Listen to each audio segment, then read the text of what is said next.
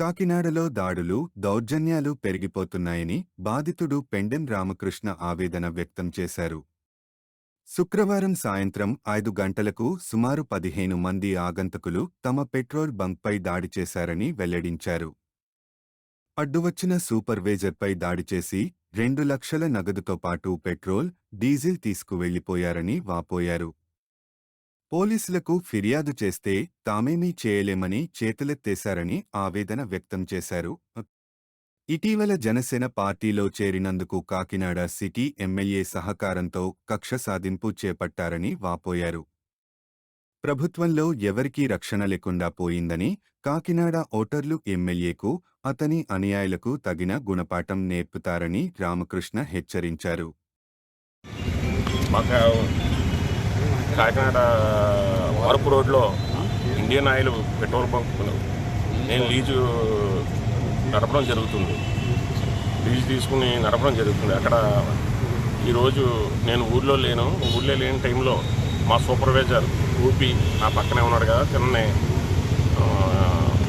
ఎవరో 15 మంది 20 మంది వచ్చి రౌడీలు వచ్చి కొట్టడం జరిగింది. కొట్టి బంకులో క్యాష్ అది లాక్కుంటాం జరిగితే నాకు ఫోన్ చేశాడు. నేను ఊళ్ళో లేను కదా, మొత్తం సీ గారి కంప్లైంట్ ఇవ్వమని చెప్పాను. మొత్తం సీ గారి కంప్లైంట్ బట్టి తెలిస్తే నేనేం చేయలేను, ఈ ప్రభుత్వంలో నేనేం చేయలేని పరిస్థితి అన్న తర్వాత మళ్ళీ కొంతసేపు తర్వాత మళ్ళీ అక్కడ సెల్ అది లాక్కుని డబ్బులు లాగేసుకుంటే ఏఎస్ఐ గారు వచ్చి డబ్బులు తీసేసుకోమంటే తాళం తీసుకుంటే తాళం తీసుకుని దాంట్లో సుమారుగా 6 నుంచి 10 లక్షల రూపాయలు క్యాష్ ఉండొచ్చు.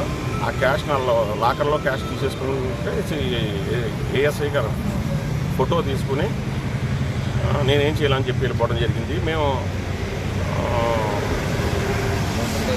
100కి డైల్ చేయడం జరిగింది. వాళ్ళు ఎవరో పట్టించుకోలేదు. ఎస్పీ గారిని కలుద్దామని వచ్చాం, ఎస్పీ గారు పట్టించుకోలేదు.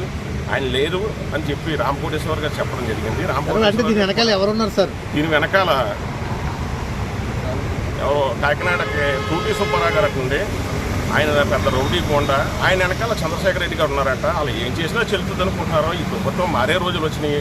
ఇంకో 3 నెలల్లో ఈ చంద్రశేఖర్ రెడ్డి గారిని ప్రజలందరూ కూడా ఈ రౌడీజాన్ని గుండాయిజాన్ని భరించలేక ఆయన ఓడించడం జరుగుతుంది. చంద్రశేఖర్ రెడ్డి గారు కాపుల్ని వ్యాపారాలు చేసుకోనివ్వండి, కాపులు బతకనివ్వండి. కాపులు బతకనివ్వట్లేదు. ఎట్టి పాలన కింద ఉంది అంతా. మేము జనసేన పార్టీలో జాయిన్ అయ్యాం పవన్ కళ్యాణ్ గారి దగ్గర. అందుకోసం మా మీద టార్గెట్ చేశారు. ఆయన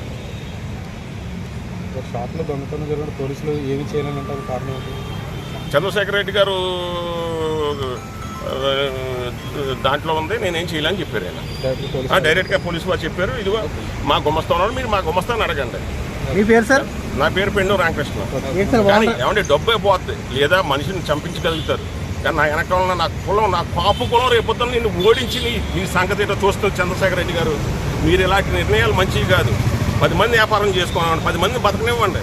అంతేగాని అందరినీ ఇలా బాధలు పెట్టకండి. ఇది మీకు మంచిది కాదు.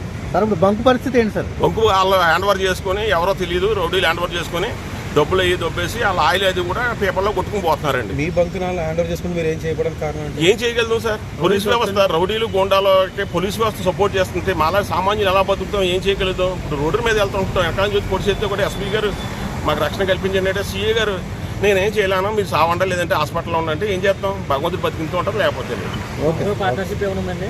బంకులో ఎవరికీ పార్ట్నర్షిప్ లేదు. నేను లీజు వాళ్ళని, నాదే ఓన్ బంకు. ప్రాపర్టీ మీద ఎవరైనా వస్తే తక్షణ పోలీసులు కానీ అందరూ చర్యలు తీసుకుంటారు. మీరు కూడా దాన్ని ధైర్యంగా ఎదుర్కొంటారు. ఎదుర్కొంటాను, నాకు డబ్బే పోతుంది కదా. మరి ఎందుకు మీరు అక్కడ మీరు అంత గొడవ జరిగినప్పుడు కూడా పోలీసులు వచ్చి కూడా మీకు కావాలా ఎందుకు మాట్లాడాలి? చెయ్యరండి. ఇక్కడ ఎమ్మెల్యే చంద్రశేఖర్ రెడ్డి గారు ఉండగా పోలీసు వారు ఇక్కడ ఈ జిల్లాలో ఎవరో చేయరండి. జిల్లాలో చంద్రశేఖర్ రెడ్డి గారు చెప్తే ఏ పోలీసు చేయరు. ఓకే.